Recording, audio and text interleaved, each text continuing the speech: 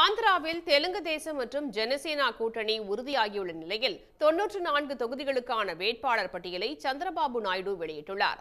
ஆந்திராவில் மக்களவைத் தேர்தலுடன் சட்டப்பேரவை தேர்தலும் நடைபெற உள்ளது. இந்த தேர்தலில் ஆளும் ஒய்எஸ்ஆர் காங்கிரஸ் கட்சி தனித்து போட்டியிடுவதாக அறிவித்து 67 சட்டமன்ற தொகுதிகளுக்கு வேட்பாளர்களை அறிவித்துள்ளது.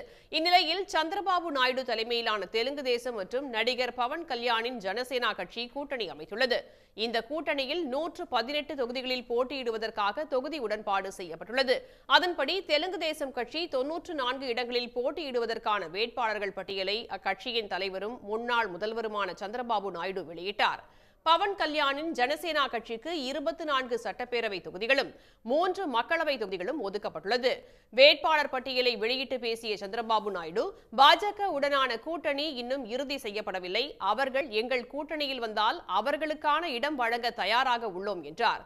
குப்பம் தொகுதியில் 5வது முறையாக சந்திரபாபு நாயுடு இந்த தேர்தலில் போட்டியிடுகிறார். இதனிடையே ஜனசேனா கட்சி போட்டியிடும் தொகுதிகளில் 5 தொகுதிகளுக்கான வேட்பாளர் பட்டியலை அக்கட்சியின் தலைவர் பவன் கல்யாண் வெளியிட்டுள்ளார். உடனுக்குடன் செய்திகளை தெரிந்து கொள்ள சன் நியூஸ் பெல் ஐகானை கிளிக் பண்ணுங்க.